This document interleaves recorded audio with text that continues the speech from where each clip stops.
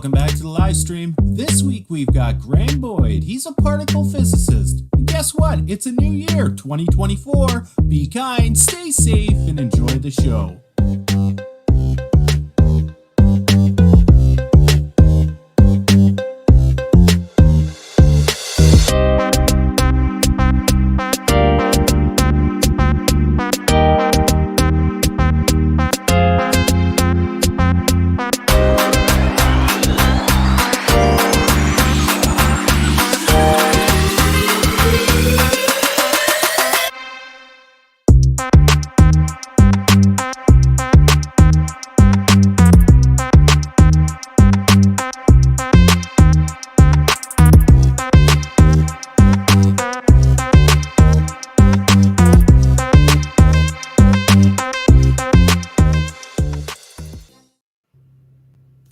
Welcome everybody to today's live stream. This is Steve and Friends. I'm your host, Daniel Sanderson. Welcome back for another episode. This week we've got Graham Boyd, and for me, I think we've got a couple terms that we're gonna jump into as the show progresses. Ergodic and regenerative ecosystems, pooling of cash, and putting it towards greater social good. These are all concepts that I'd like to dig into with our guest. But before we do that, I'd like to actually bring on the man himself, Professor Steve Keen. Steve. Hi, Dan. How's it going today? Oh, well, it's bracing myself for the impact of 2024 to strike, I suppose I'd say. You may know about, 3 years ago or 2 years ago, I coined the phrase for the 2020s of the hold my beer decade. And so each year has well and truly lived up to billing, and it makes me scared shitless about what 2024 is going to throw our way. But let's smile in the meantime and see what happens. You know, Steve, it's funny because in your Minsky software, I always make this mnemonic of the ALE with the assets, liabilities, and I don't know if it's the expenses, but it's at the top of your software system. Do you Equity. ever make any? Yeah. Oh, equity. Do you ever make any connection between the Proust and the cheers of the beer with that acronym at the Well, top I'm a very un-Australian Australian, and I don't like beer. So ale doesn't register for me. If it was mead, it might be different. I quite like the old mead, and I'm a wine drinker. But so I don't. I notice it's there, but I don't actually chime in with the Australian. Get on you, mate. Let's have a beer together. Yeah. Well, in a minute, I'm going to get you to read the top chatters. You know, I mean, it's been actually a while. We've actually had an absence of Steve for a few weeks. So before we jump into the top chatters, I want to remind everybody out there to, if you're on Twitter, come on over to the YouTube channel and watch us in high definition. And comment, put all your comments into the feed. I can see they're coming in. That's great. Keep it coming. We love you guys, and just keep up the good work. We want to support Steve and all his friends. So, Steve, why don't you tell us a little bit about what you've been up to for the last few weeks leading up to Christmas, and a little bit of the personal side, and then also what you've been doing from an academic side. Okay, well, I'm in Budapest now at the Budapest Center for Long-Term Sustainability, and I'm down here on my own because my wife came down for a while, but it was a bit boring for her here.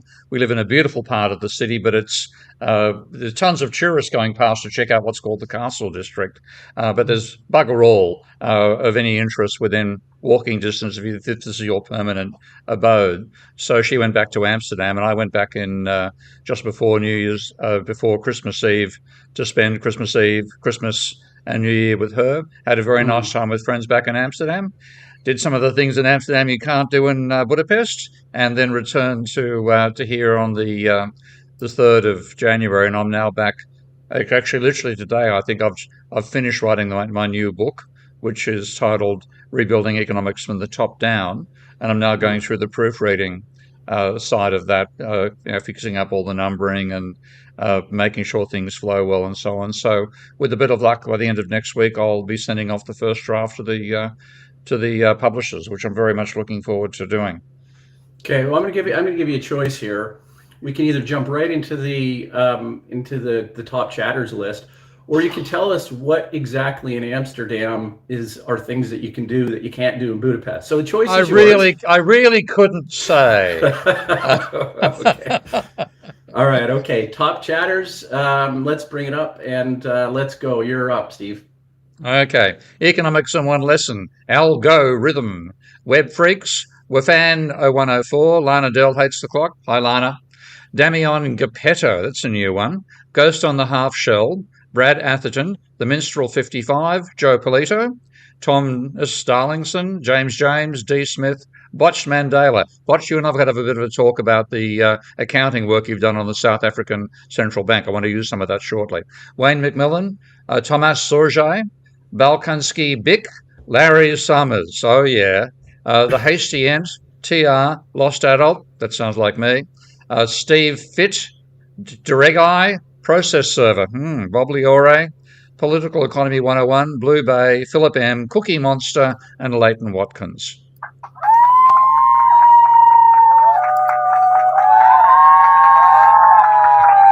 Yeah. Yeah, that was good. You redeemed yourself. Hey, I have to give a shout out to this whole production. Actually, it's quite amazing that we actually have relationships with let's not call them fans. They're the top chatters, but the people that are involved. I mean, just think about the multitude of ways and the different pathways that we've connected with various different people out there. It's quite remarkable. It's in a way, I'm thinking it's actually an ideal way that we should be using social media. It's actually a very, very social form of social media, because I think a lot of social media is quite a bit of antisocial behaviour. But this has been quite. It's fabulous having all the guests you guys put together. I really appreciate the people you're bringing on from my circle of academic contacts and beyond, and the people who join in and discuss each week. It's quite lively. You get distracted to watch some of the comments, and I miss some of the statements being made by speakers on occasions because of it. But it's very, very positive, and it really feels like a community. And given the dispersed nature of our societies these days, I'm just very, very pleased about it. Tony, no worries about that, as this is me distracted by a comment.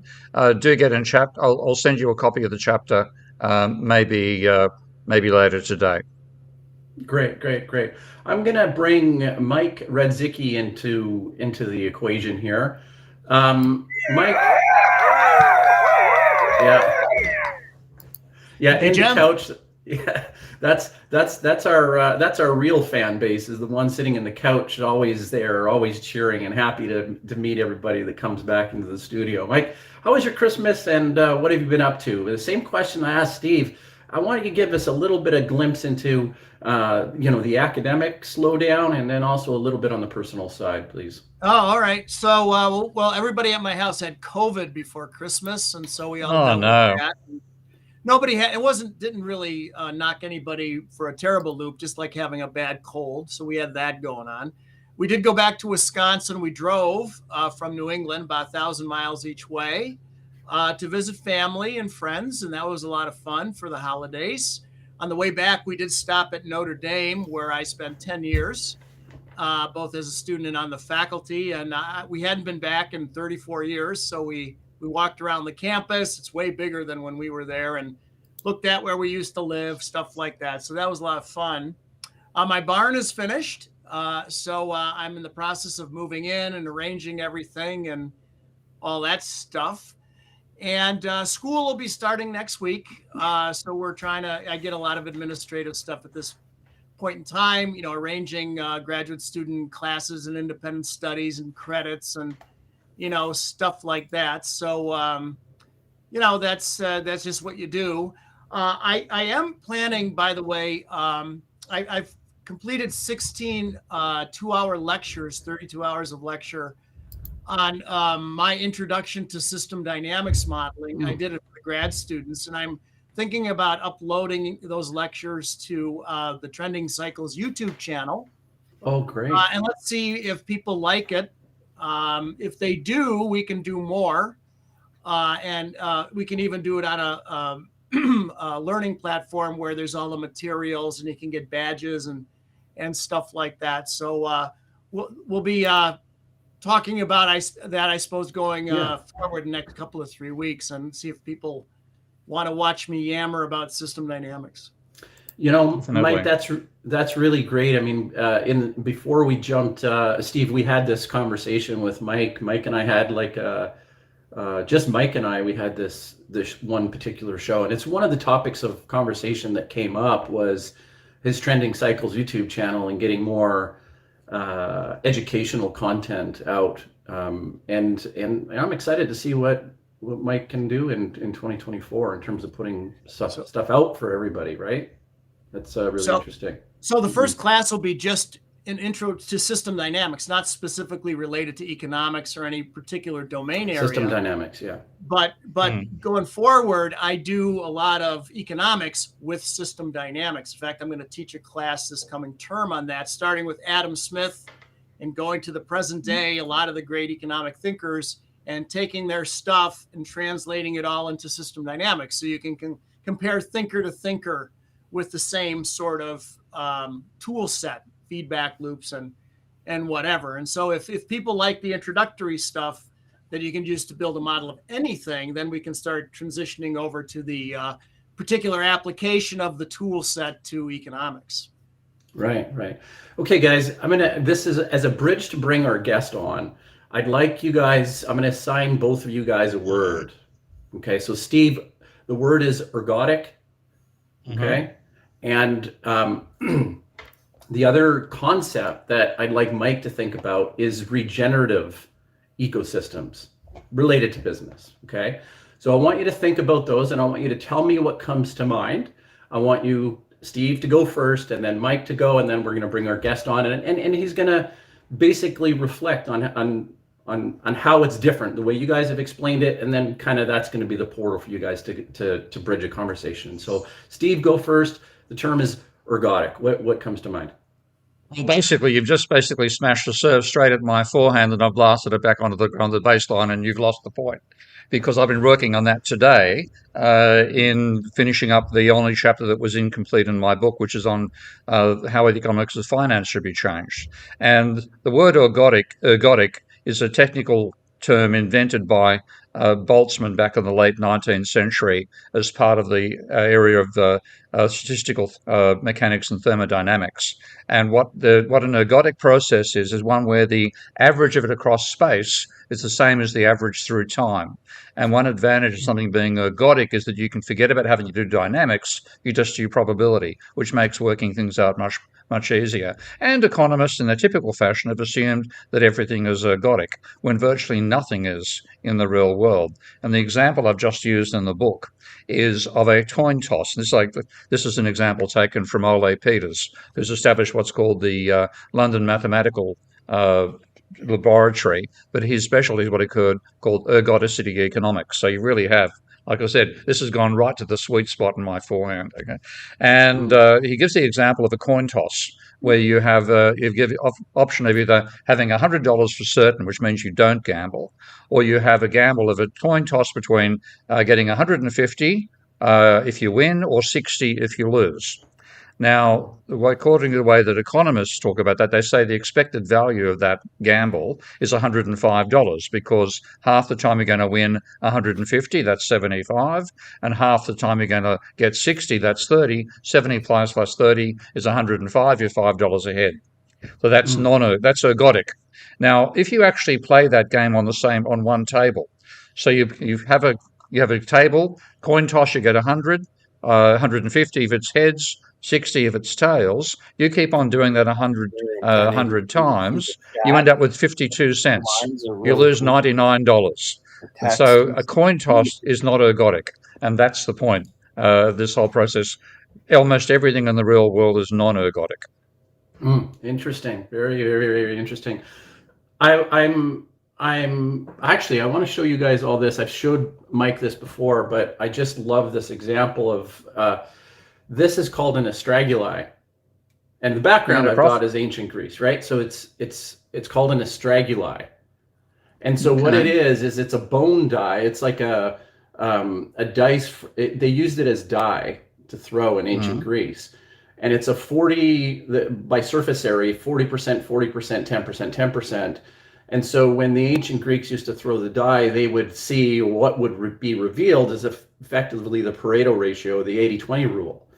And so the ancient Greeks had kind of a intuitive sense of probability. The probability that they had the intuition for being the Pareto ratio is a pattern in nature, and I just always think that that's really fascinating. I think it morphed into druids and all sorts of weird mystical things in the Middle Ages, but as I've kind of said before, the Greeks kind of got most of it right. Anyways, it's such a long time ago. Mike, what can you tell us about regenerative systems, particularly in economics? Well, let me first say a few words about the ergodic, non-ergodic thing, and then I'll talk about the other. So that's a fundamental idea, certainly in heterodox economics, non-ergodic systems and in dynamic modeling. Paul Samuelson famously wrote, I believe in the 1960s, that the reason economics is a science, like physics or chemistry or something, is because systems are ergodic. And Steve provided a very nice example of that. You can think of it as probability distributions being the same over time, and they're hence predictable and what have you. And you can talk about the law of demand and stuff like that, versus non-ergodic systems that are fundamentally uncertain. You think of Newtonian time versus where the motions of the planet are repetitive, versus Darwinian time, which is evolutionary, where you have not only structure causing behavior, but behavior modifying system structure.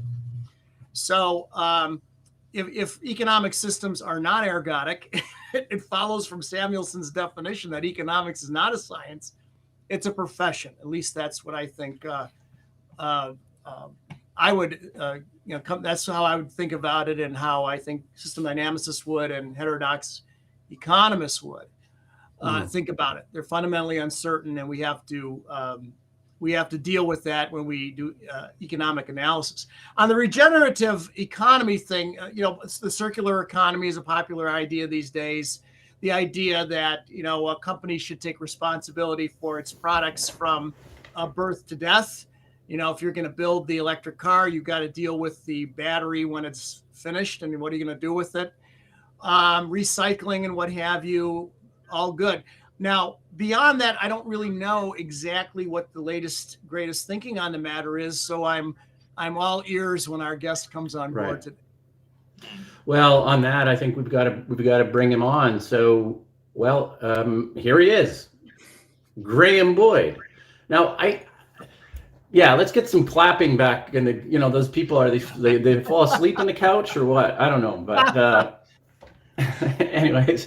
So normally there's the 1960s sitcom fake applause in the background. Yeah, that's right. Well, but Graham, here's the thing. You're a PhD, right? And I always kind of stumble over whether I say professor but that's not, if you're like fundamentally a researcher, then I don't really say professor. So how would you introduce yourself in terms of, or how should I introduce you by being able to capture your PhD, your doctoral handle? I would say don't worry about that. I respond to anything so long as it's moderately polite. Okay. Well, I'll basically respond to anything, and if it's moderately polite, I'll respond favorably, and if it's impolite, I may respond aggressively. But my perception is, my first career was in physics to become a professor, and I regard getting a PhD as something like an apprenticeship for a professor. So the actual title is irrelevant if you're not on a tenure track route towards a professorship. And after leaving, I decided to leave academic research at a point where I was both getting bored with having to specialize into a really, really narrow area of physics, and at the same time, various things happened, like the Cold War coming to an end, which meant that the number of physics positions dried up. And I decided back then to change direction completely and became a manager with Procter & Gamble. So spent 10 years with P&G, And the past 15 years, I've been working primarily as an entrepreneur, startup founder across the spectrum. And the reason why I'm doing what I'm doing is basically to answer the question I had that triggered my leaving P&G, which is why on earth is it so hard for so many well-intentioned people who get what the planet needs to actually build regenerative businesses and bring regenerative products to the market? Why is it so hard? It shouldn't be. And so that's why I've had to become a reluctant, dabbler in the field of economics as well to try and answer that question. Okay, and back to the concept of ergodic, it would make sense that as a trained physicist, you're moving in the direction of, if I'm going to push it towards more of a science probabilistic pathway versus a more systems approach, or the art of, there's no surprise really that you're trying to develop the scientific approach and the probabilistic approach to economics. Is that correct? Absolutely. I'll put two things in on that. So, wonderful. That's my book with my buddy Jack. Yeah. And that book, by the way, is written primarily as a practitioner book for investors and entrepreneurs on what you should actually do rather than an academic book. But my relationship with ergodicity goes back to my early 20s. My physics research was in high temperature particle physics. And what we were dealing with was differential equations on how particles cool down from ultra high temperatures down to where individual protons and electrons boil out of a quark gluon plasma. And all of those equations are completely non-ergodic. You can only do them with high performance computer simulations. To the extent that the last computer I was using, where my code would typically be running for 6 months, 12 months, 24 months before we got a decent answer. And yes, you can buy that book globally from any decent online retailer. The simulations would be running for 6, 12, 24 months, and we were using what was then the fastest computer on the planet. And that's how long the simulations would take, which is an illustration to the point that Steve was making. If you're using the full equations, if you can't simplify things by assuming that ergodicity holds true, you're dealing with something that was impossible to deal with up until perhaps 15, 20 years ago. And even then, it took the fastest computers on the planet running for months on end to do even a simple simulation of the world. So no wonder economists 50 or 100 years ago made that assumption, because if they hadn't, they couldn't have done anything. But we're now at a point where we actually can do something. And so we have to use the correct equations. And I'll come in a moment to your question on science. What we could have done 50 years ago already is taken a toy model where we assume ergodicity and a toy model where we don't assume it and use the correct equations, a toy model that was simple enough to calculate with the non-ergodic equations, and look at the differential. And even 50 or 100 years ago, we could have used that as a naive, simplistic correction factor. We would at least have had a gap. It would have been better than simply ignoring that and just going with that. Now we're in a position to actually really calculate these things properly. And that comes to the scientific question. One of the things that I learned early on in my career is that the question of what is science? What does science do? What does physics do? And what the definition that resonates most with me is that physics is not the study of what actually is. Physics is the study of what we can say about what is. It's a study of ignorance. It's a study of knowledge. It's a process of iteratively getting better and better at describing what's happening, predicting what will happen, to get closer and closer to what actually happens. And if you look at it from that perspective, science is a study of what can we say, then it's absolutely vital that we're using the right language to say things. And physicists think of mathematics as a language. It's the most accurate and effective language to talk about what is. And so in that sense, if what is not ergodic, we'd better be using the right language, in other words, the mathematics of non-ergodic dynamics, to even begin talking about it. And that's then really at the heart of what we're up to, and where this links to regenerative, et cetera, If we're not using the right language, then we're in the situation where something that ought to be easy becomes hard. And it's like, everybody here, especially those of us like Steve and myself who grew up in warm countries, the Southern Hemisphere. For those who can't hear it in my accent, I was born in Africa and grew up in South Africa. In summer, you have all of these blue bottle flies that come into a room and then try to get out of the window. And you just have them going bzzz, bang into the window pane, retreating slightly dazed, flapping around for a bit, and then going bang into the window pane again. They keep doing that because they can't see the window pane. They don't understand what it is.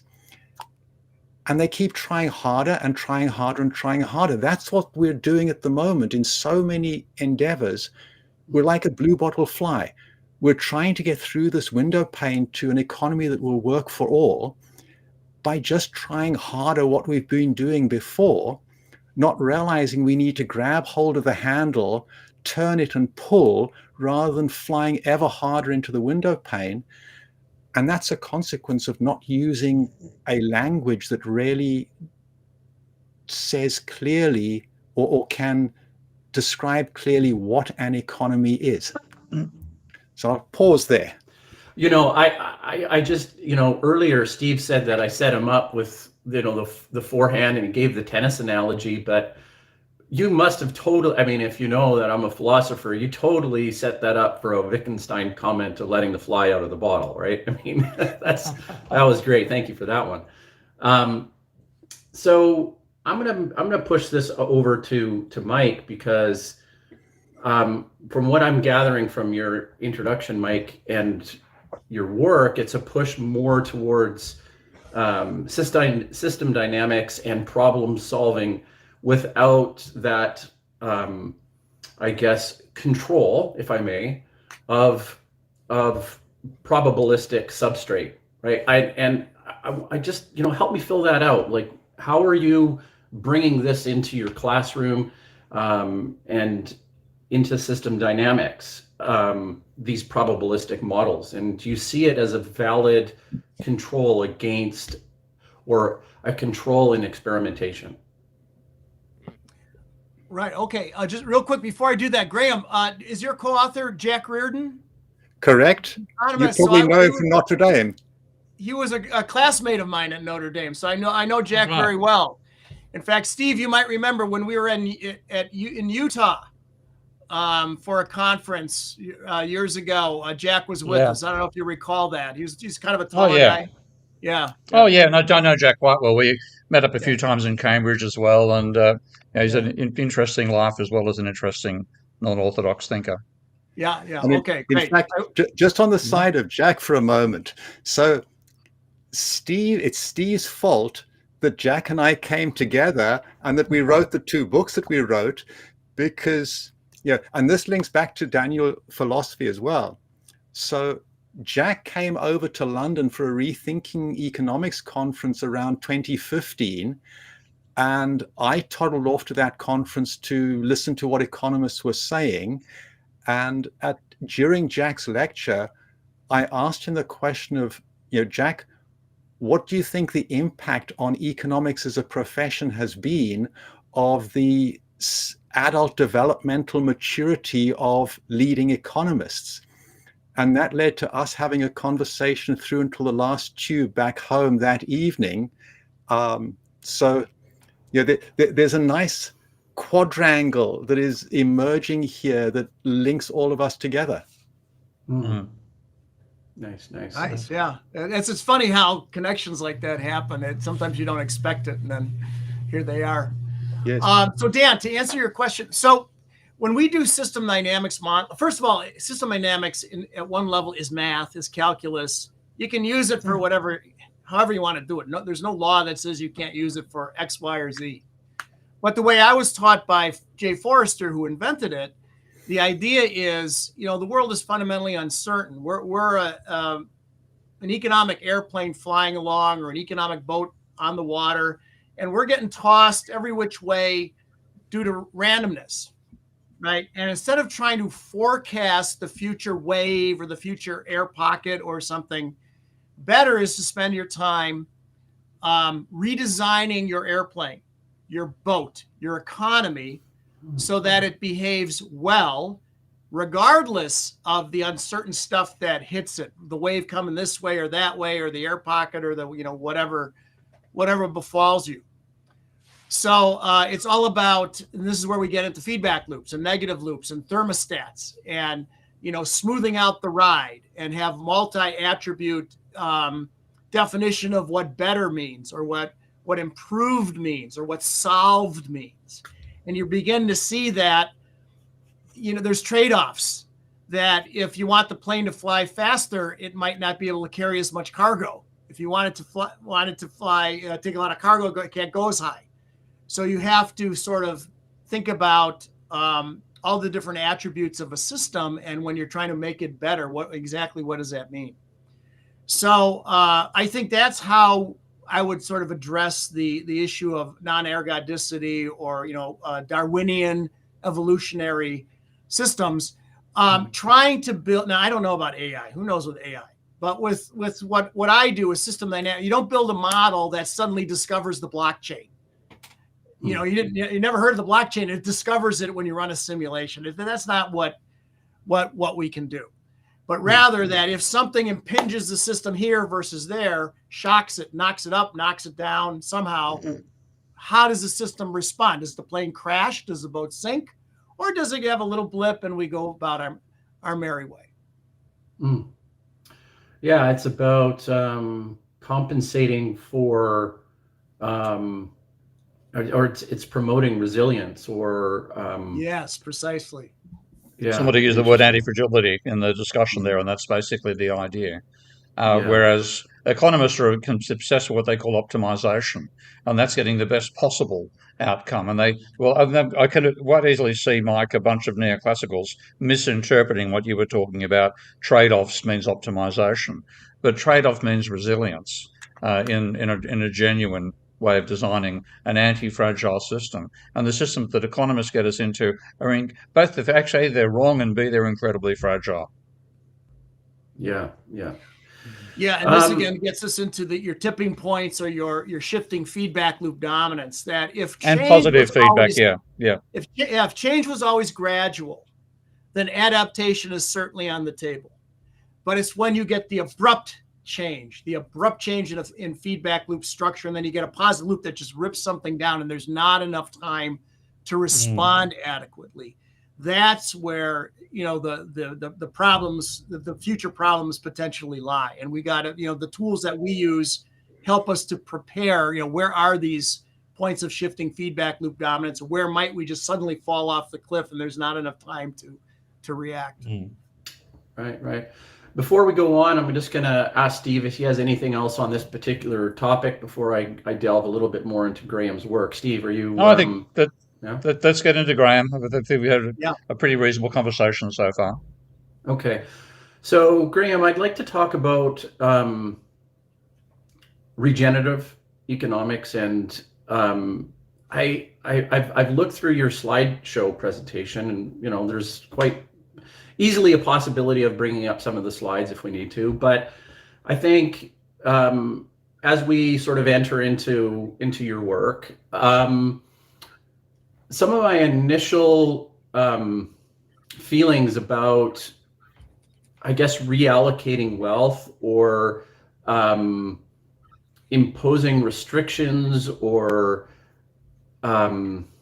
regulations. Like, this is a very, very contentious conversation in society that is very hard to overcome. So maybe just as an idea, you used to work for Procter and Gamble, which is one of the biggest companies in the world. So intuitively, how do you get a company like Procter and Gamble, or a company like Procter and Gamble, if you don't want to be specific about Procter and Gamble, how do you get these big multinational companies to embrace the ideology? And I'm using that just to overemphasize it a little bit, right?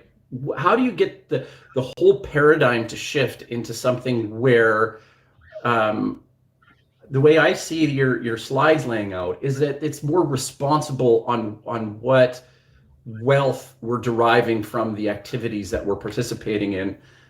How would you? Am I explaining that correctly? And would that be a fair question to pose with your work? Mm-hmm. It's a beautiful question to pose, and you couldn't have asked me a better question to tee me up for the next thing I want to say. You couldn't have asked a better question than that, even if I'd set you up to ask me a question. So the short answer to that question is that P&G has been doing this for 100+ years. Only they don't know that they're doing it, and they wouldn't name it an ergodic strategy. So what you're saying is absolutely true. This is what we're talking about here in terms of an ergodic investment strategy. Everything that Jack and I wrote in the book is very easy to misinterpret as something that is an old ideology of, let's go to the extreme of communism. People who have give to people who haven't, etc., etc. It's actually not that. This is something that has been part of our economies on the planet basically since human life began. So if I say that P&G does this, you can think of, Procter & Gamble is a company with 65 brands. 22 of those brands are $1 billion plus per annum.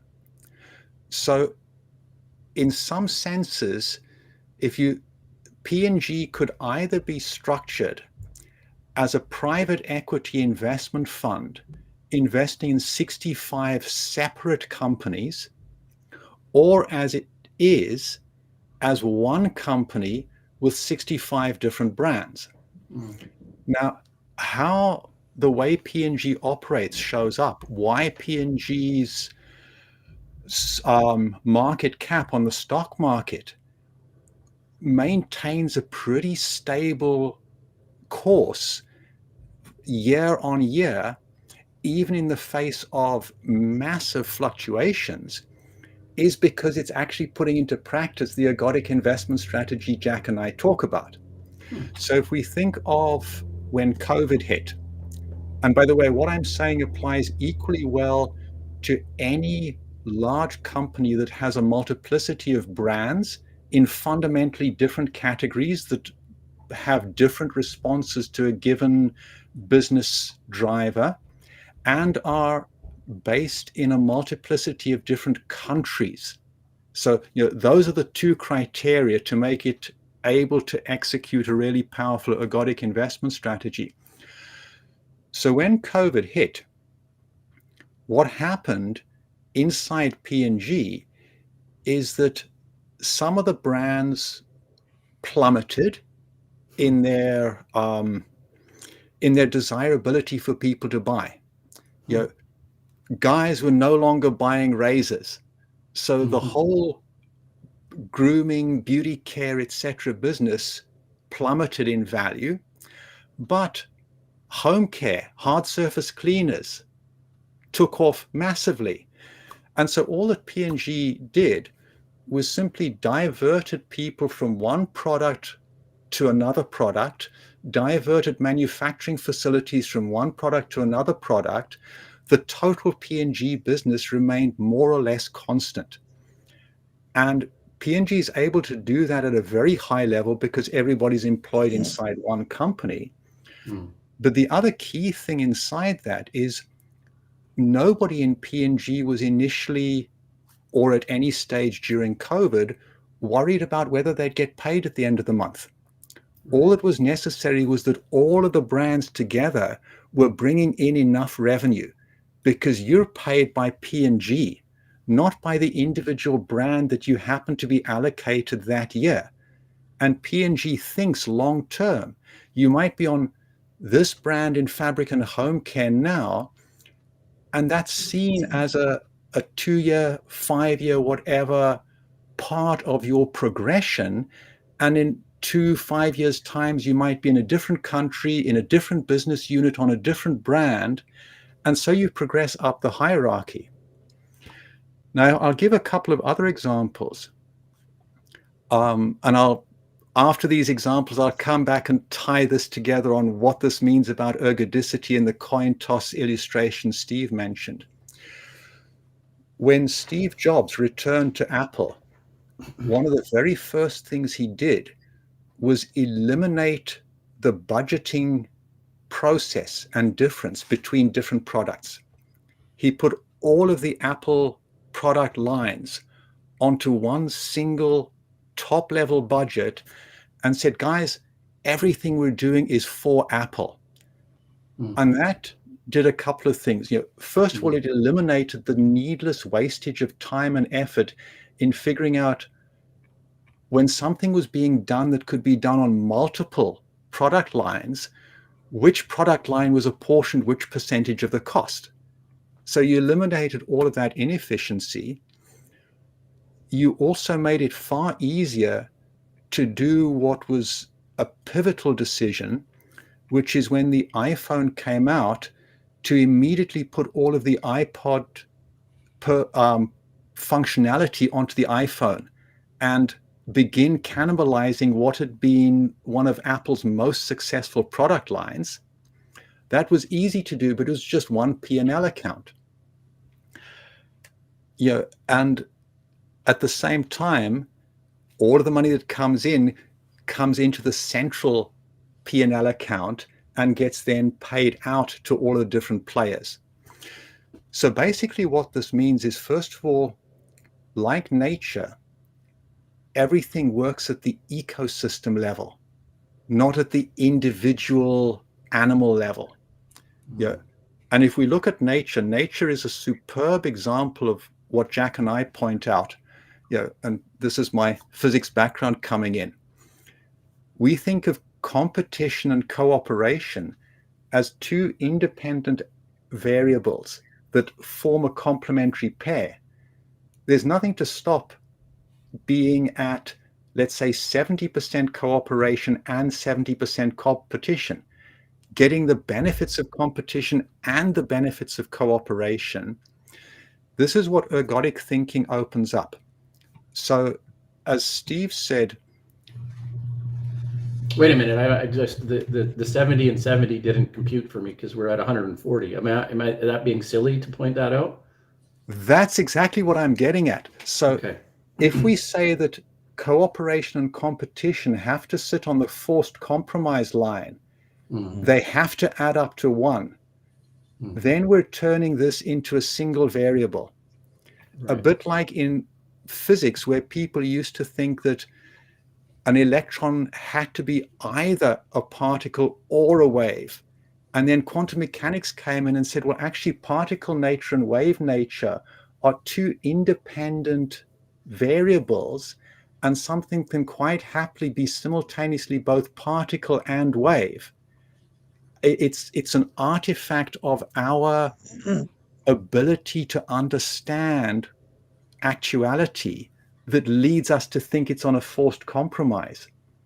Right. So that's this idea of working with complementary pairs rather than a single linear polarity, I see as opening up a huge amount of space to do things that we have to do if we're going to build an economy that works for all, but we cannot do at the moment because we're in a linear logic ideology that forces us to see things as exclusionary opposites. You know, Right. one of my favorite things, the other book we wrote, you may not have it, is Rebuild the Economy, Leadership and You. There it is. And if I can, not sure if I'll be able to dig it out quickly, probably not. But one of the points we make there in terms of complementary pairs, almost everybody that you ask, what is the opposite of a truth, will say, well, the opposite of truth is false.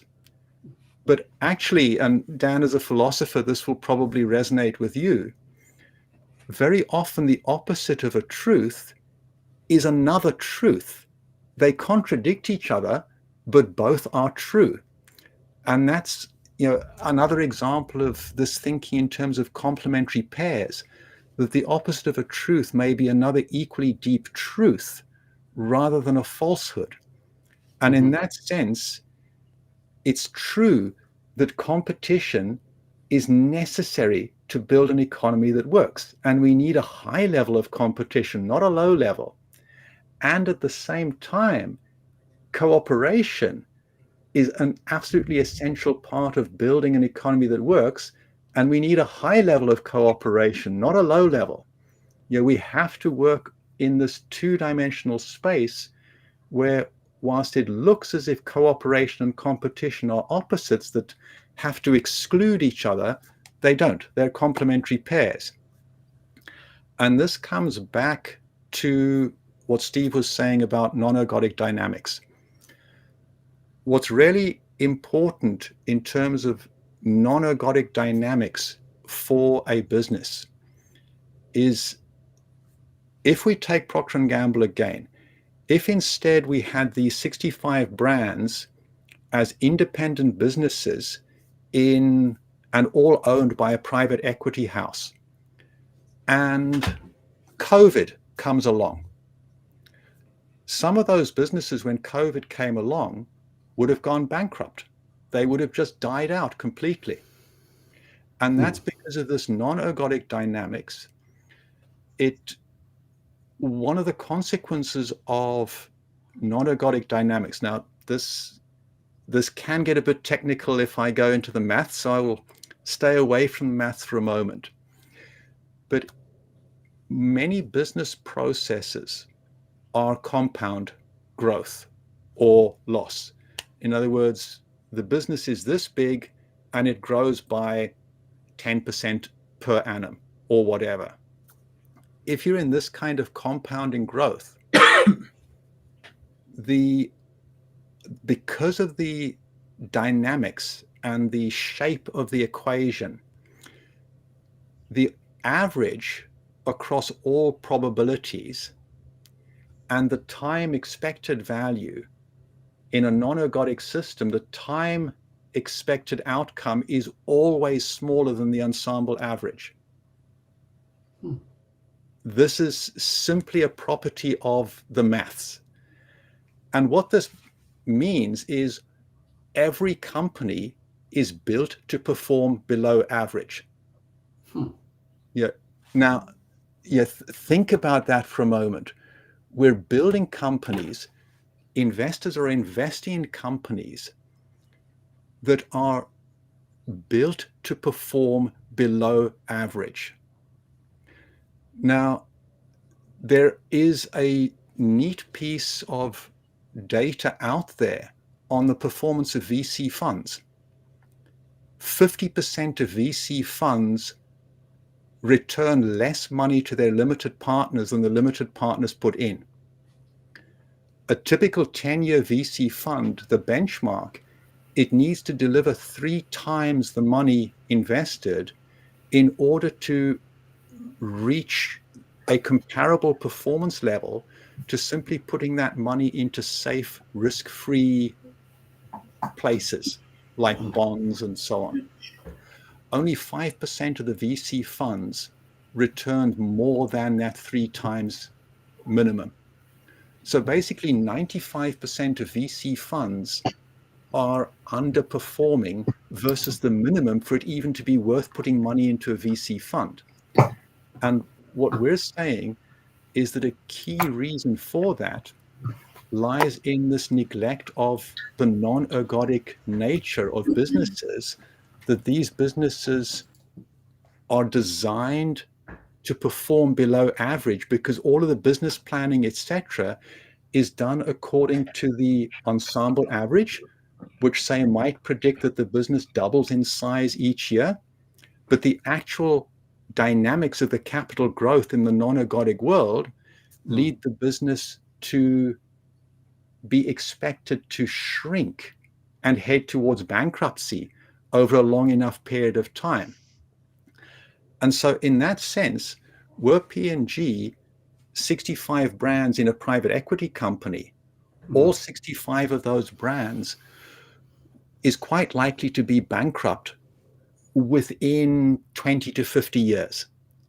Whereas if all 65 of those brands are in one company with a single top-level P&L account where the capital is pooled 100%, then everything thrives.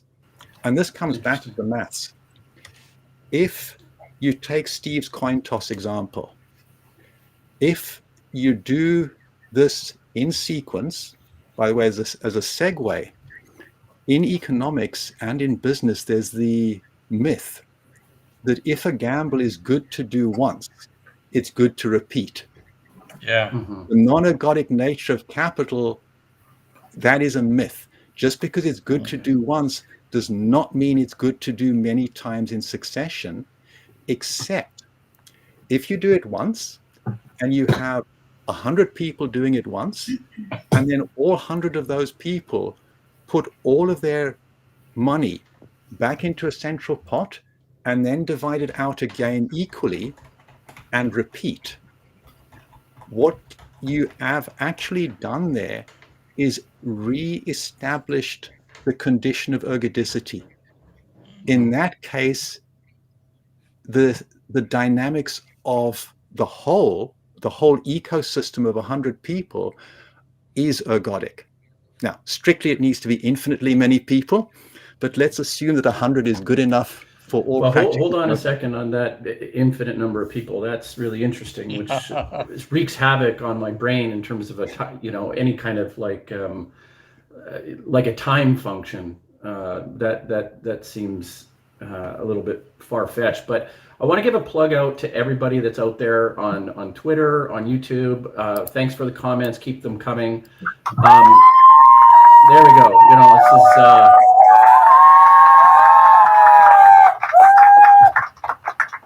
yeah. This is without you guys, this show wouldn't be possible. Otherwise, it would just be 4 guys in a room talking with Steve. So thank.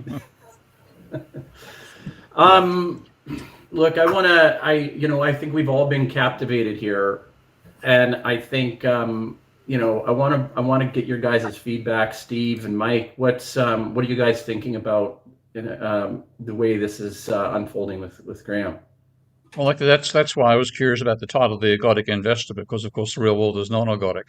But in one sense, what the ergodic hypothesis says is that if you can pool your results, then you do get the ensemble average, even as you go through time. And in a way, that's putting a sensible mathematical framework on the only piece of advice that comes out of conventional economic finance that actually makes any sense, and that's to diversify. Because if you diversify, then what goes up, balances what goes down, and overall, you get the social gain rather than the individual consequences of your investment strategy. So it makes sense at a firm level to say, let's be ergodic. But the question I want to pose is, can society itself be ergodic?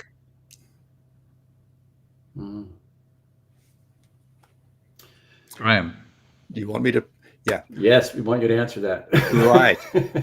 So, first of all, Steve, in terms of diversification, if an investor is diversifying, that at the investor level is ergodic in this, or takes you closer to the upper performance limit, which is given by an ergodic dynamic.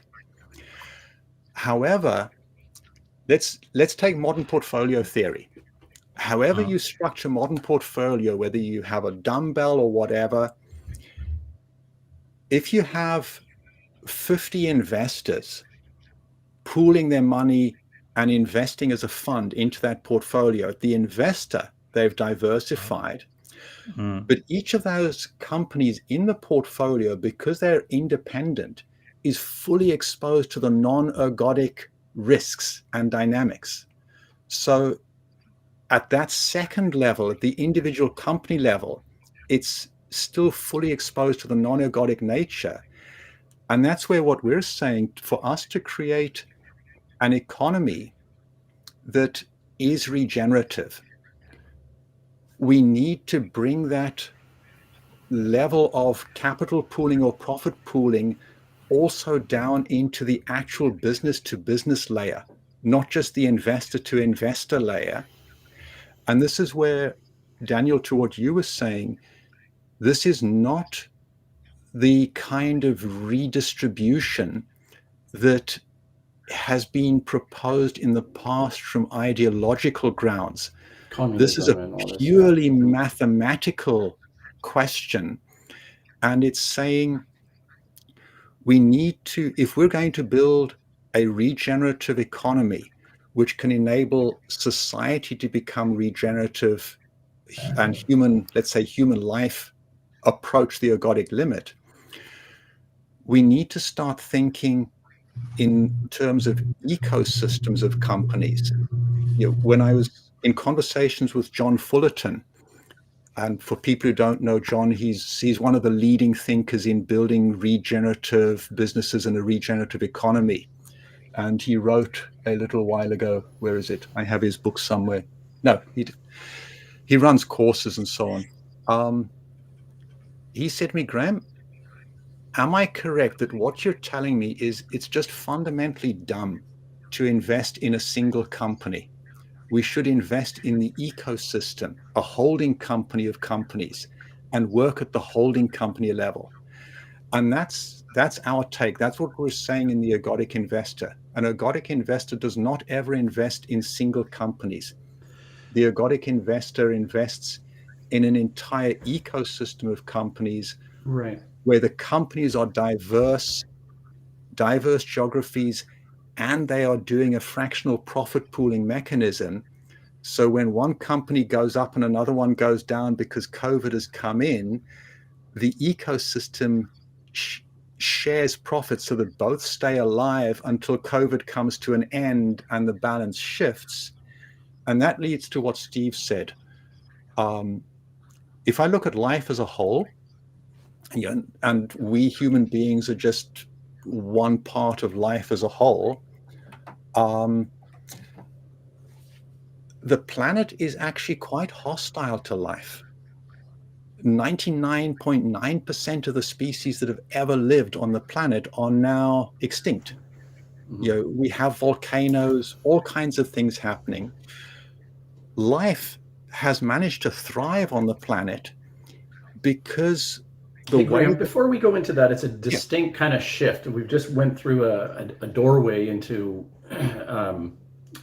Darwin's doorway there. I want to ask you about, please, if you can separate the difference between hedge funds and instead of not just hedge funds, but indexes. These are where investors are pooling their money to diversify. So investors get it, but what we're talking about is it's almost like the value of the growth is pulled out prematurely. It needs to be then reinvested back into the regenerative ecosystem, if you will, for the benefit of society. Is this kind of the idea, or where is that permeable membrane between where it's investing back, and when does it get too big? I mean, like, if we just throw it into all of society, how does it stay contained within the companies, or like, you know, where is that limit? How do you decide how far you spread the reinvestment? And don't governments do that reinvestment in an indirect way?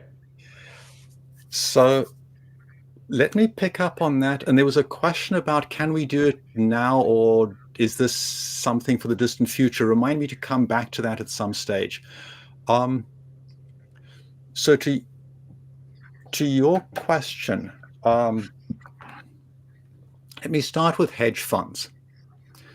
So if we take Nassim Taleb and Mark Spitznagel, their hedge fund Universa is running on a deep understanding of the non-ergodic nature of business.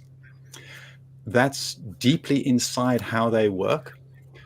So yes, hedge funds do, and the more aware they are of this, the better they can hedge against the non-ergodic dynamics at the level of protecting investors against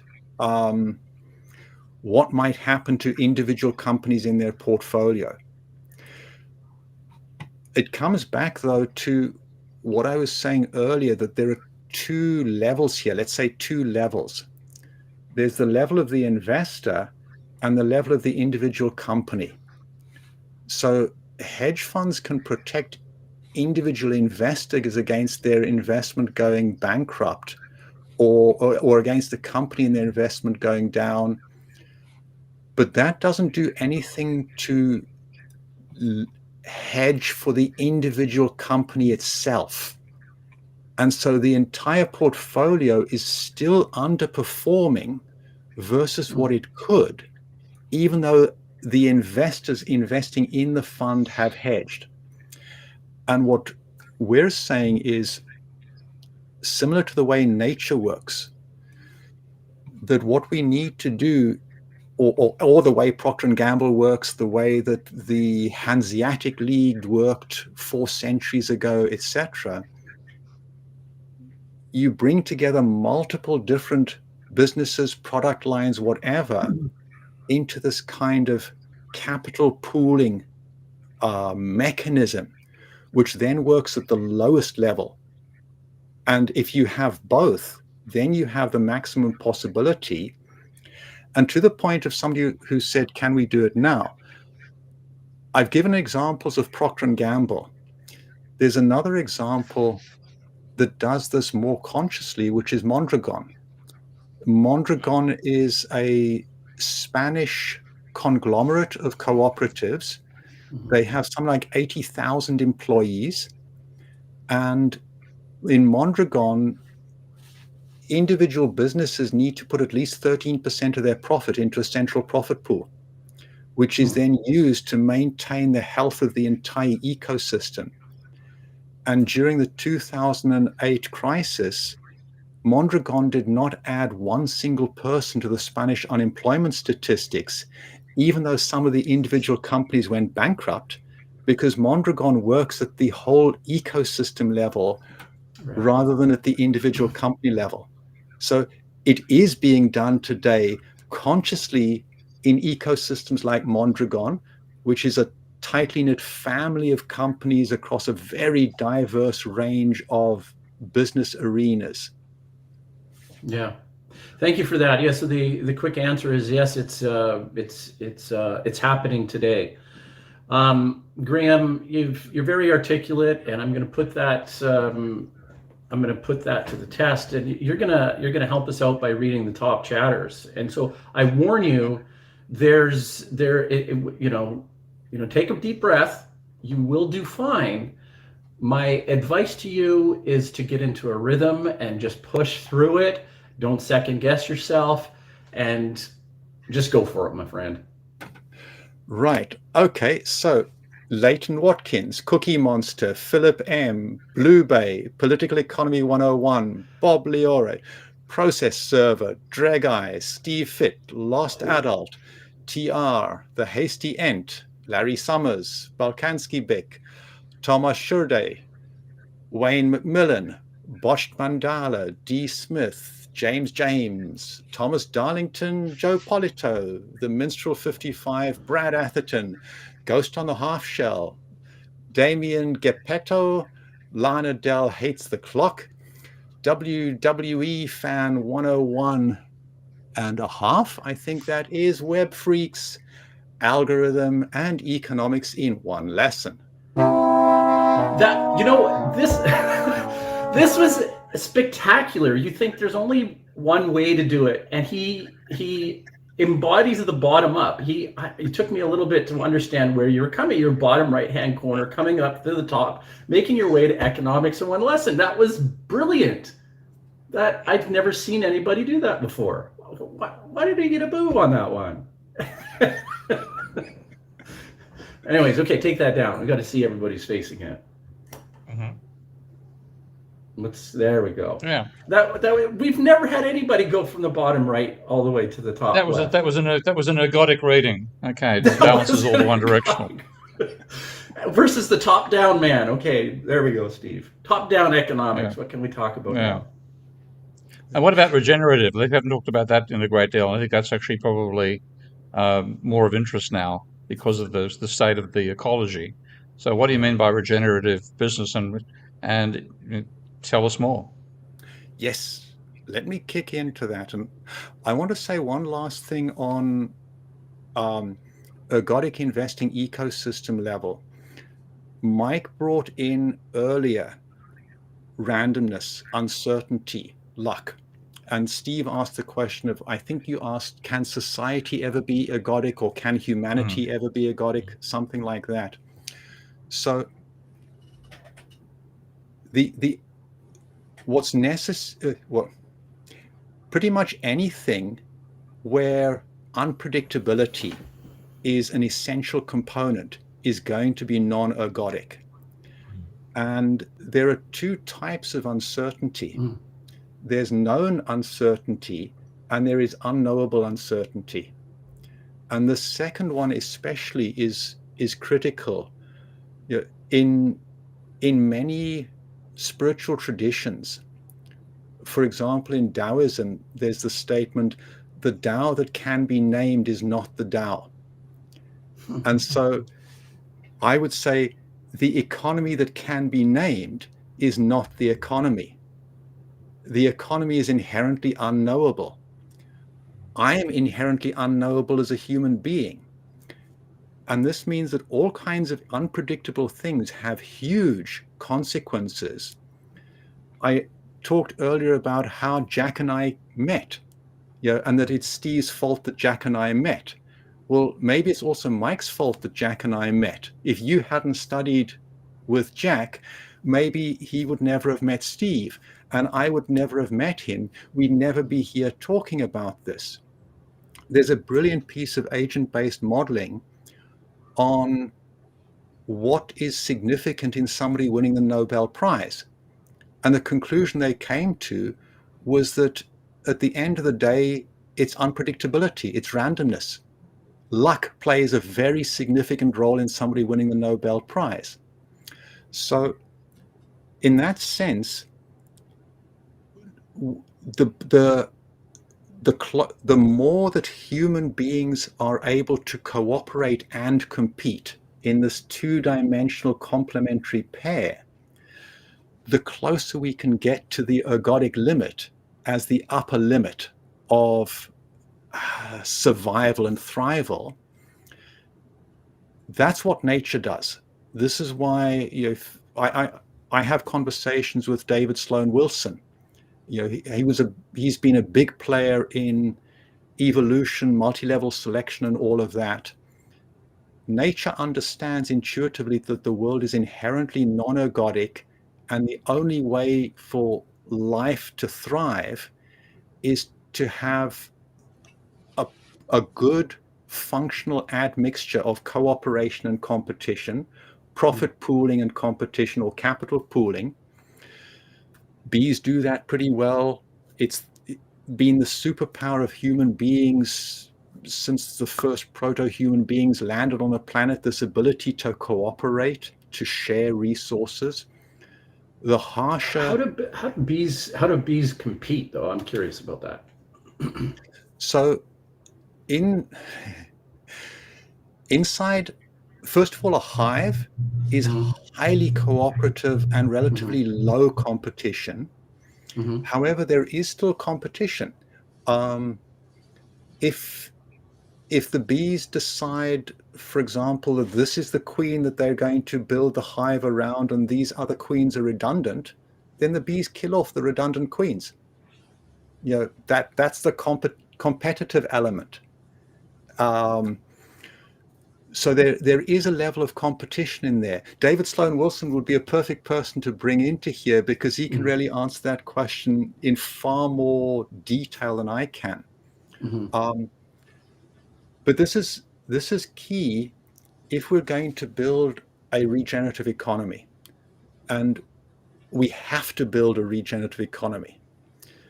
So when I left Procter & Gamble, which was in 2008, one of the things that I was diving into at that stage, hey, I'm a physicist, I read the numbers. When I looked at the IPCC reports, compared to the numbers, I didn't believe the words and I believed the numbers. And one of the numbers out there already in 2008 was the melting curve of the Arctic ice volume, not the surface area, which is a less good guide, but the actual volume of ice. And already in 2008, what's called the Arctic death spiral was predicting that we would have an ice-free Arctic in the mid-September lowest point, somewhere between 2020 and 2030.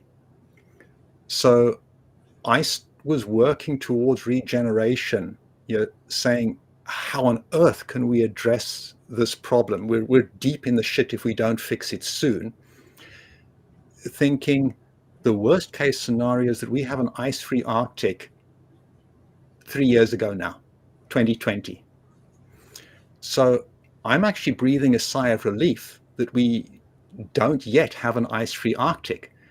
But we can't let off because tipping points either have already kicked in or are about to kick in.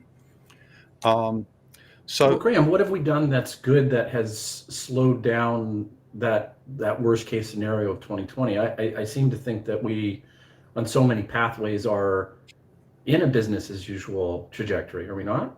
Yeah, we haven't done anything to slow things down. This is just this is non-ergodic dynamics kicking in again. All of the things that affect the Arctic ice volume, there's a wide range of things that affect. And so what happened was that the planetary dynamics over the past few years have gone down a path that was less harmful to the ice volume in the years from 2017 up until now than had been happening in the final few years building up to 2017, 2018. So it's nothing that we've done. This is for those who've studied physics, you may know hysteresis curves. Basically, hysteresis is linked to ergodicity. It says that the path going forwards, as let's say you increase the temperature, which leads to ice melting, the path going forwards is not the path that you follow going back. If we start reducing the CO2 emissions now, the impact on the global temperature is going to take many years to really kick in. We're going to continue rising in temperature, even if we stopped emissions now and started sucking CO2 out of the atmosphere. We'd continue rising in temperature until the whole system equilibrated, because the path forwards as CO2 rises is not the path that you follow as CO2 is decreased. Do you want me to stay on that for a moment? I totally want you to stay on that, because what is the pathway to get, that's a cliffhanger there for me. What? So there are two things, and this is all about nonlinear dynamics, nonlinear systems, which Steve and Mike are deeply embedded in. So let me give you a simple example of what I mean when I say hysteresis. Let's say that I have a glass of water. Yeah, I have a cup of water here, and I start to cool it down. And I cool it down and I cool it down. And as I suck energy out of the water, so let's say every minute I suck a certain number of joules out of the water, the temperature drops in direct proportion to the amount of energy I'm sucking out until I hit 0. And I continue sucking energy out of the water at the same rate, and the temperature does not change because the ice is freezing. Sorry, the water is freezing into ice. And the temperature only begins decreasing again at the point that all of the water has turned into ice. And then vice versa, if I want to go back, if I want to raise the temperature of the water, I start pumping energy back in. I raise the temperature of the ice until I get to 0 degrees, and then the temperature does not change for a long time until everything has melted, and then it starts to rise again. So that's an example of where the paths going one way down the curve are not, or one way down a variable. The curve as you go one way down a variable is not the same curve going the other way down that variable. And so if we think of carbon dioxide, we put carbon dioxide into the atmosphere. That is like putting a blanket over me as I lie in bed.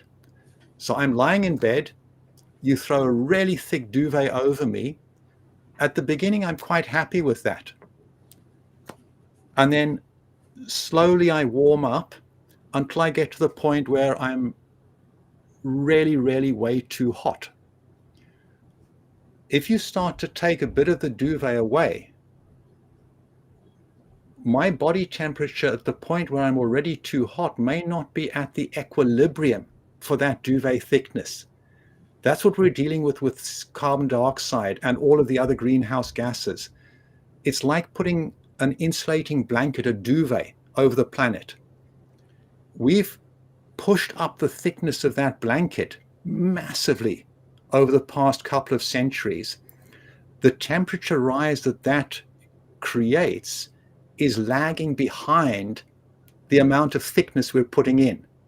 So our temperature rise is coming from that amount of the thickness, but we're already at that amount. So to stop the temperature rise tomorrow, we'd actually have to reduce not just a little bit, but all the way down to the CO2 level that is the current equilibrium. And that's significantly less than the amount of CO2 we have there. And that's one of the big challenges, is that we need to stop emissions rapidly. But even once we've stopped emissions, the temperature is going to continue to rise until the temperature of the planet has risen to the point where that higher temperature can push the excess heat out through this insulating duvet into outer space. Where we've been running for the past, goodness knows how many millennia, is at a very delicate balance where the amount of solar radiation coming in and the thickness of the CO2 insulating duvet keeps the temperature on the surface of the Earth balanced at a point that is perfect for human life to survive. And we've now thickened that insulating layer a lot. Sunlight is still coming in, and we're nowhere near raising the temperature to the point that it would get back into equilibrium. Any ideas on how?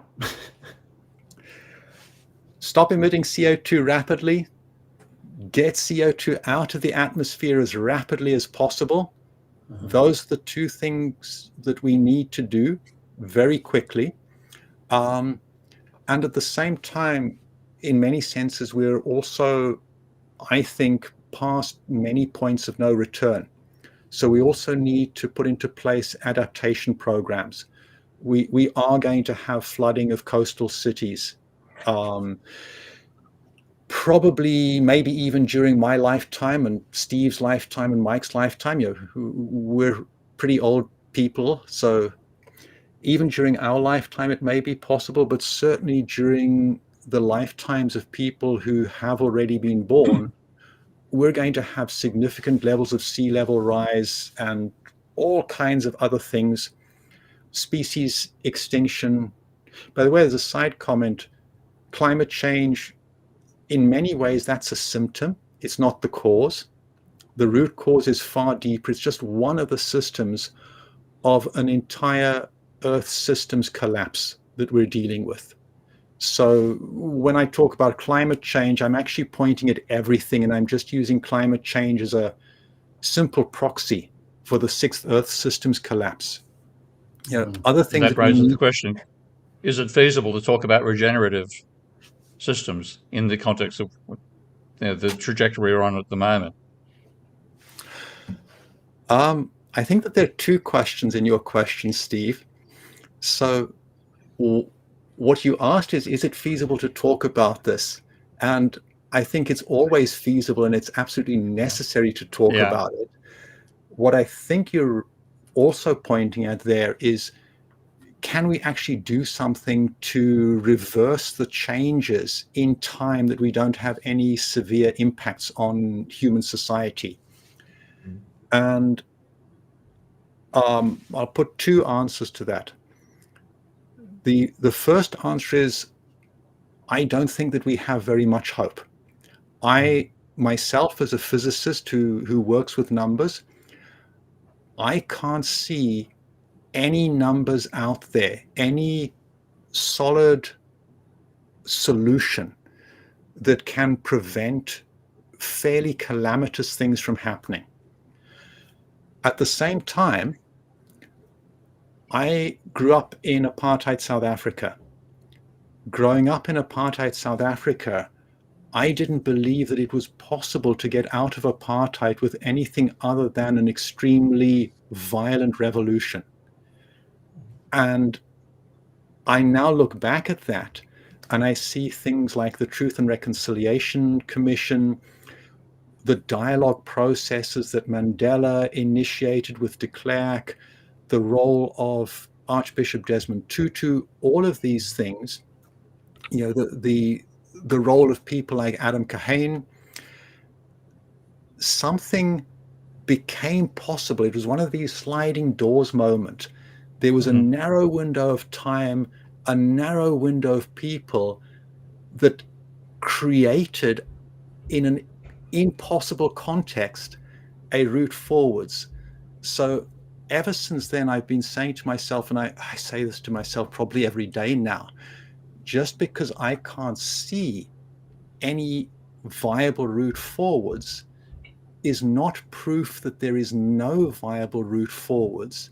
And hence, the only rational thing for me to do is to keep doing everything that I can. And it may be that everything I'm doing is at best preparing the ground for a post-collapse economy to emerge better and to perhaps flatten the curve through collapse. Maybe that's going to be the only benefit. It seems to make it, you could make the claim that it's setting up a new form of business collaborative, or like community collaborative co-op, if you will, that I guess would make individual communities more resilient in times of need, I suppose, right? I don't know. Yes. So that's a question I love, and that this will segue in more deeply into regenerative. So Charles Handy has done some superb work over the past few decades on the question of what is a company for? And I was very much influenced by his work.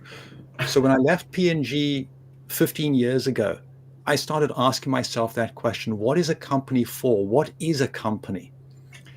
And there are a couple of things that really struck me. So one of the things that struck me is that a company is designed to multiply financial capital. It's a capital multiplication engine. And I thought to myself, oh, this is interesting. It's designed to take in financial capital and multiply it. And all of the other capitals, human capital, natural capital, etc., it takes in as a resource and then ejects as waste afterwards.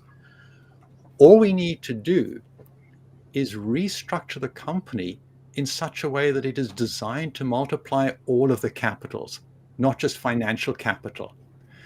And then we have a company that is regenerative. In a sense, you can think of it, companies are built as one-cylinder engines, and we need to build them as six-cylinder engines. You know, everybody knows that a six-cylinder engine works better than a one-cylinder engine. So that was one of the thoughts that came to mind. And I thought, well, hang on, this actually ought to be easy. All we're doing is extending the concept of the company, the concept of capitalism, from being one where financial capital has complete primacy and all of the other capitals are just resources and waste disposal systems, to ones where we truly see all six capitals. And I work with a six capital construct. Other people work with eight. Whatever you use, they end up including all of the capitals if they're working. We just need to do that. Now, to do that, though, no single company can ever be a perfect multiplier for all of the capitals it touches. Just as no single animal is ever a multiplier of all of the capitals. You need an ecosystem of companies, just as nature has an ecosystem of capitals, where the waste of one company is the input resource for the next company. That leads to a circular economy. And once you grow that out, you have smaller and larger circles all together in an ecosystem. Then you can have a regenerative economy if you work at the ecosystem level with multiple species of companies. For that to be anti-fragile, you also need to build in, as nature does, profit pooling between those companies. What that does is eliminate things like, for example, the first mover disadvantage. In a circular economy, the first company in the circle has a huge disadvantage because they need to invest in the viability of the entire circle. And the current way of investing into individual companies, coupled with the non-ergodic dynamics, basically makes it impossible to ever start a circular economy. You can only do it if you invest in the entire ecosystem and get your return on investment from the entire ecosystem, eliminates the first mover disadvantage, enables you to then optimize the interactions between the companies in the ecosystem rather than optimizing each company independently. For that to work, we need to do something else. And this comes back to the question of what's a company for, what is regeneration? So if we say that a regenerative economy is one that does what nature does, every single capital it touches, the entire economy increases the supply of that capital over time. Nature does this. If you look at how nature works on the planet, nature works in such a way that it is continuously increasing the capacity of the planet to support life. Energy comes in from outside, from the sun, which is the one beneficial externality. But you have, let's say, a volcano on an island erupts, eliminates all of life on that island, come back to that island 20, 30 years later, and plants will have begun growing. The first mover plants will have come in and will begin degrading the rock that has formed from the lava, degrading that into soil, increasing the capacity of that island to support the next wave of life. Mm-hmm. There's no reason why we can't do that. We just need to understand non-ergodic dynamics, etc., etc. And for that to work, there's one more key thing. One of the other things that I was asking myself, in terms of what is a company, you asked about cooperatives. Well, before we go into that, because that's a whole other piece, I wanted to make a quick comment about one of my intellectual heroes, E.O. Wilson, and he did a very interesting experiment on an isolated island, just following the theme of regeneration in nature. And he was actually very surprised how quickly the island actually regenerated, with wolf spiders emerging and an ecosystem emerging after, I think it was pretty much a man-made purge or scourge of all life on that island. It's very interesting. Before we get into that next point, because we're kind of shifting again into a new phase or a new point, maybe your final point on that particular topic, on what a company is, if I'm following the thread properly. I want to remind everybody, and well, first of all, thank everybody for all the comments. We're seeing a lot of new people, a lot of new faces, a lot of new people in the thread. Thank you very much for coming by, and I want to remind you to hit the like button, the subscribe, notification. We'd love to see you back next week, because we do this every Saturday morning. Yeah, there's people on the couch again. Yeah, they're cheering away.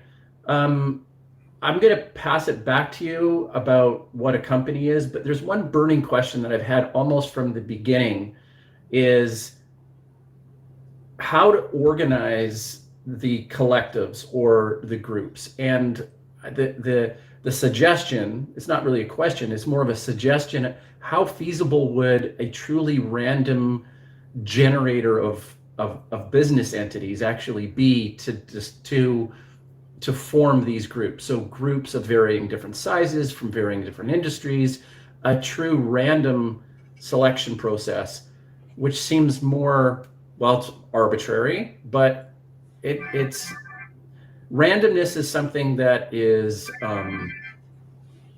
it's maybe bipartisan, right? I mean, it's hard because I want you to answer the question of what a company is, but what do you think about the grouping of these companies in some sort of random process, as opposed to trade unions or basically the way companies self-organize right now? Mm-hmm. This could be the topic of an entire 2-hour conversation. So I'll put in, again, it's helpful here to think of complementary pairs, to think of this as a 2-dimensional space where we can sit at a point of, say, 70% randomness and 70% structured and organized. So if I think of, if we're going to build a circular economy and we invest in a holding company for the entire circle, then we know that holding company, let's say it's a monomaterial circle working with polyethylene.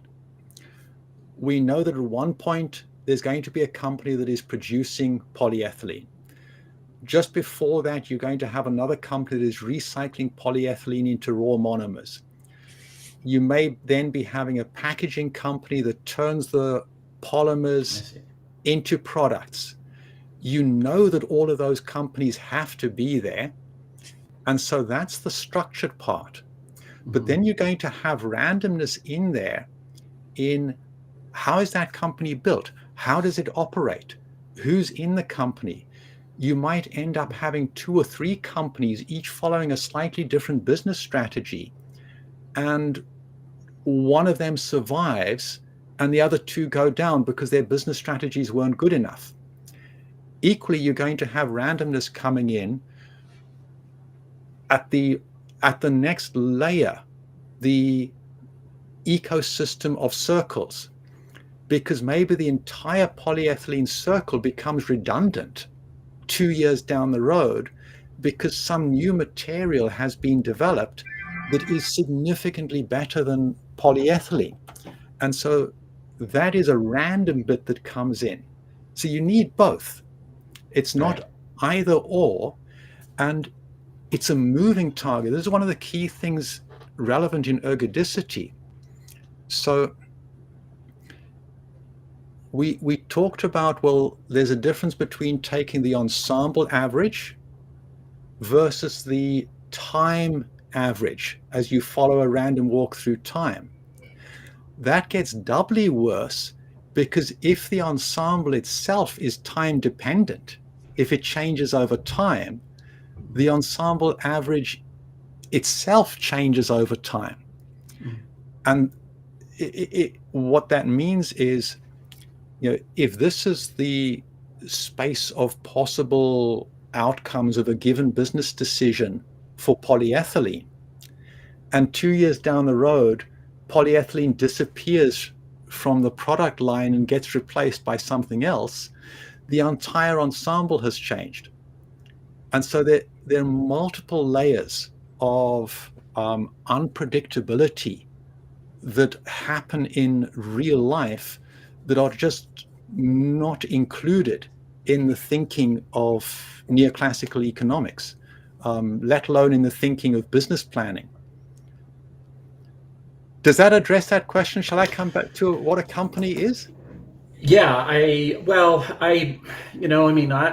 thinking that it's, you may not think this, but I think that this is maybe a progressive way to decentralize the role of government, actually. It's a weird way that I've kind of went and veered off in that direction, but maybe we live in antiquated times where taxation is coming into a centralized national form of government and then redistributed or allocated. And what is interesting about these multiple dispersed systems is that maybe there's less of a role for government and more of a role for smaller fiefdoms of economic existence. And that's very interesting. And I think there's echoes of some of these things happening already. That's why I guess I was maybe pushing towards random and not even a part of an industry, because certain industries galvanize and come together and other ones don't. And a true random one could have a retail sector company binding with somebody in the oil sector, and then it seems less of an issue that one sector is going to be picked on versus another, because that outside cannibalization of industries are going to get their backs up and say, well, not for me, we're not going to vote for that, because any quotas on carbon emissions are going to directly affect our unit, our collective, and a true random would be quite fascinating to see how that like a smaller collection of taxes and disbursement of economic wealth and prosperity would be is kind of what I'm thinking of in terms of what you're describing. But what do you think about that? And then let's get into defining what a company is. Yes, a business is. I'll answer both of those together. And apologies for everybody who's asking these superb questions. So many of them flash past my eyes and I don't see them. Well, let's also do X here. Let's do R from X, because can we do that in sequence? You can hold that. We'll answer this question and then move on to mine. Yeah, okay. I'll tie them together. So there was a question that I saw which said, well, isn't this going to lead to wealth concentration? And so let me tie everything together. Randomness is an essential part of this. Absolutely, for an ergodic investment strategy to work, the companies in the ecosystem need to be as far apart from each other as possible. So you would absolutely, if we take COVID, for example, you'd absolutely want to be investing in an ecosystem that had in it companies like Zoom doing remote work, and companies like Get Your Guide that are in the travel industry. Get Your Guide dropped massively in market cap when COVID came in because nobody was traveling. Mm-hmm. And Zoom took off massively. As COVID came to an end, it flipped.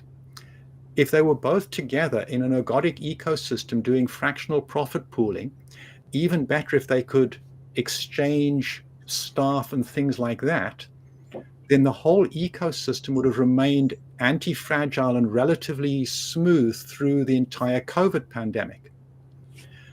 That is something that, so that gives you an illustration of, yes, you want this kind of randomness. You want companies in the ecosystem where maybe you don't know what good that company is at the beginning. It's like Darwin said, why do we have so many beetles? What good are they?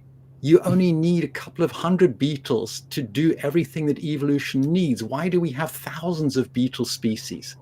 He couldn't see what good they were, but as the context changes, one beetle might at random emerge to be a little bit better suited to this new context. So you want randomness in there. You also asked about the role of government.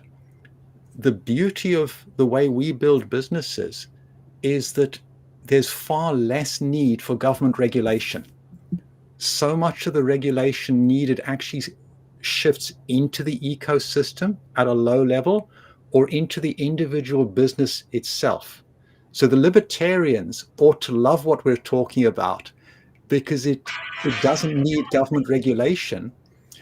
I think it was Abraham Lincoln, when he was asked, why have you brought so many of your enemies into your inner circle, into your cabinet? And he said, well, it's far more effective to have them inside the tent pissing out than outside the tent pissing in. Yeah. This is what we need to build a regenerative business. We need to bring into the annual general meeting, the shareholder meeting, all of the different capitals and their representing stakeholders, and actually have the argument, the fight inside the company in such a way that we can find what is a viable route forwards that works for all capitals. We can't do that with the current paradigm of what a company is. And that, so if we're going to build a regenerative economy, we need to drill all the way down to the individual businesses that are a critical layer of building blocks in the economy. Make sure that each business includes all of the conflict between the different needs of the different capitals and their representatives in each business. So the way we build businesses, you could think of it as a cooperative on steroids. You could also think of it as a limited company taken from a single cylinder to a 6-cylinder company. In other words, it's not just built around financial capital. It's built around all 6 kinds of capital. All 6 kinds of capital have governance rights. They have a vote, which is only the financial capital is allocated because you've put money in. The other kinds of capitals get voting rights because they've put that kind of capital in. All of the representatives can share in the dividends and can share in the capital gains. So to the question of, isn't this going to concentrate wealth again? Actually not. If you build the entire ecosystem with this fair shares commons way of building companies, it changes what a company is. Currently, you can think of a company as an exchange mechanism. It's exchanging non-financial capitals into financial capital. It's not actually creating wealth. And Steve articulates that very well in his previous book, the Manifesto book. And in that sense, if we build companies in this way, where we put all of the capitals in here, where any financial wealth that is generated is equitably distributed across all of the capitals where that investment led to that financial capital growth, then you're able to build companies that where each individual company is a commons of productive capacity. You can think of each person in the company. I think of myself as a commons of productive capacity. All of my organs, all of my cells work together as a commons. They're fighting with each other. There's a lot of competition. Apparently brain researchers have come to the conclusion that the different regions of the brain are in some senses better modeled as different forces in a guerrilla war with each other than as a cooperating set of units in the brain. And at the same time, they cooperate highly. So I'm a commons. The working team in a company you could think of as a commons.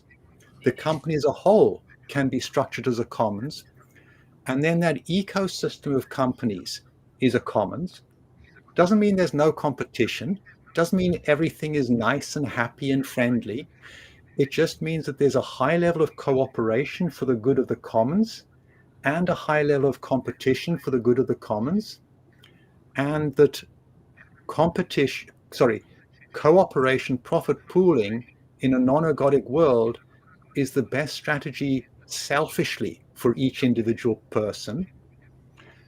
And I'll close by saying one more thing because I have an eye on the time. I've talked about the commons. Let me go back to what a company is. One of the myths that is very prevalent is that the company is an ownable thing. It's not.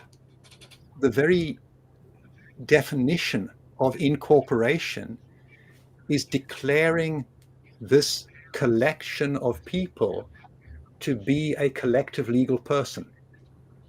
The legal relationship between the company and an investor is a contractual relationship between one legal person and another legal person.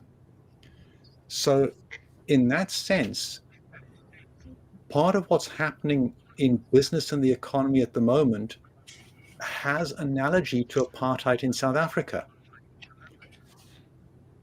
Whilst we declare the company to be a legal person, we then allocate all of the voting rights to the investors. And then that naturally leads to the company being treated as if it was the property of the investors, even though legally it's not. That has an analogy to South Africa. In South Africa, in apartheid, if you happen to have a white skin and you were over the age of 18, you had all of the voting rights. In a business, if you happen to have capital to invest, you get all of the voting rights.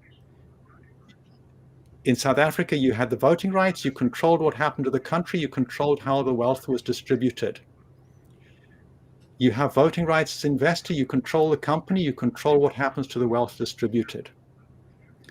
So if we're going to get to a regenerative economy, we have to build companies in ways that truly respect what it means that the company is legally a person, first point. And we have to recognize that good governance begins with a question of who has the right to engage in governance, with how much governance power, and what power do they have to defend that right to engage in governance, and make sure that representatives of all of the 6 capitals have an equitable balance of governance power so that you can have the fights inside the company and get to a sufficiently wise decision moving forwards. And so that's really at the heart of how we see companies. We treat a company truly as a person. This kind of makes sense of the whole concept of collective intelligence. And we see the company as something that needs to have representation, direct representation in governance from all of the capitals and stakeholders involved, so that it can truly be held accountable for being a wise member of an entire ecosystem where the ecosystem regenerates all capitals, be held accountable for that. It has stewards. It's structured as a commons. So all of Elinor Ostrom's commons principles are very active in that. That then enables the company to be cooperative with other members of the ecosystem, cooperative internally, and competitive with other members of the ecosystem, and competitive internally. So that's how we see the company. It sounds like like a lot of. I'm seeing a couple of analogies in the existing world of what you're talking about. One is the German concept. I'm still not sure if it's actually still active, but that companies don't just have a single corporate board; they have what's called an Aufsichtsrat, and that brings in other stakeholders to a company making decisions about how the company functions. I think it's being destroyed by the overall German focus on austerity, but that nonetheless means you have a collective entity for a company, not just something owned by the investors who can do what the investors want, which is very much the Milton Friedman American thing. And then when you're talking about the sharing there, you're talking about sharing profits, but I think that also sounds rather like saying we should generate a universal basic income out of what we produce in a society, and then the UBI means that everybody benefits, not just those who are owners of the company. Yes, it absolutely leads to a UBI, and in addition, it leads to the equivalent of a UBI in terms of share of dividends, because everybody who's contributing to the performance of the company shares in the dividends, not just the investors. And it delivers the equivalent of a UBI in terms of capital gain. All of the people who are contributing to the growth of value benefit from any growth in market cap of the company. And this systemically addresses what's happening at the moment, which is this capital shift from let's say, the working community of people to the capital stewards and investing community. That shift of capital that we've seen accelerating is systemically addressed by this way of building the company, because you benefit as an investor would, a financial investor, even if your engagement in the company is as a member of staff investing human capitals, or as a customer, or as a supplier investing other capitals.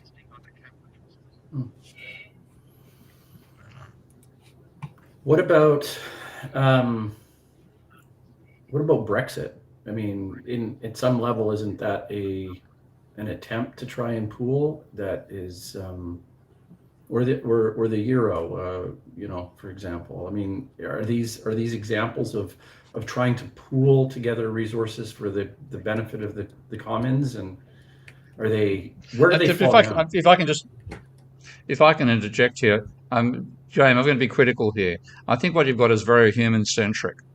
And I think one of the problems that we have on the planet, one reason we're bringing about our own destruction, is we're far too human-centric in our thinking.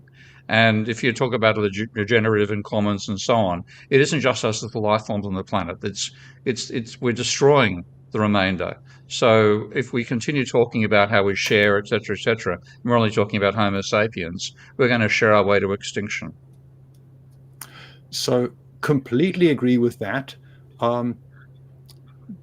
In our way of building a fair shares commons, one of the key stewards is a steward representing nature. So somebody who speaks on behalf of the biosphere, and part of the wealth growth, the dividends, the capital gain, etc., is allocated to natural capitals that are being invested by the planet. So that's the mechanism to as best we can, not be purely human-centric in our thinking, but think of the entire ecosystem. And this is something where if you think of John Fullerton's 8 principles for building a regenerative economy, for that to work, you need to have all aspects represented in the company, and all of the capitals, and all of them to benefit from the company's operations. So what you were saying is embedded in how we're looking at this and thinking of it. I'm not sure if that addresses your point sufficiently. No, that's it's part of it, but I think we have serious worries about, we're just about being cooperative when we're destroying the ecosystem on which we're all based. Much of what I've been hearing here reminds me of a very well-known system dynamics game that we play with lots of different student bodies and various people interested in what we do. It's called fish banks. And what you do is you divide all the players into teams, and they're each a fishing company. And they're given an initial allocation of boats, and they can they have to get together with their teammates and decide where they want to go fishing, in the deep water, the shallow water, or keep their boats in the harbor, which is not fishing. And if you go out to the deep water, you catch more fish. The shallow water, less fish. The harbor, no fish. But it costs you more to go fishing in the deep water because of the higher fuel costs and what have you in the game. And then you take your revenues from your fish, and you can, if you want, buy more boats and expand your fleet. And there's auctions of boats held in the game. You can sell your boats if you want to and reduce your fleet to other teams. And you're told again and again in the game, you can talk to the other teams. There's nothing that you can't do. Do whatever you want to do. Almost everybody who plays the game kills off all the fish. There's no fish left. They overfish the living hell out of the commons. And they're stunned that this happens. And they'll blame it on pollution or something. There's no pollution in the game, in the model. And then when you facilitate the debriefing of the game, you say, when you went and talked to the other teams, what'd you talk about? Well, we wanted to maybe sell them some boats or buy some boats or whatever, change our fleet size or whatever. And you pose the question, did you ever talk about cooperating with the other teams to make sure you don't overfish? And they're like, no, we never thought of it. Yeah. They're so focused on winning and on getting the biggest fleet and making the highest profits, the concept of cooperation doesn't even enter their minds. Profits and cooperation. I'm being trained and prodded to learn how to interrupt academics because we have a hard stop at 2 minutes. And Ty's he makes me chuckle because he says, it's actually fun to interrupt the academics, right? Because they love to talk. Yeah. And we're all friends on this, but it's like, no, we're getting in here. We're gonna really give a plug to the back of the house, which is Ty Keynes, who's now taken on the role of producer. We got Julie Smith as a stream engineer. We got Lana Large as the social media guru.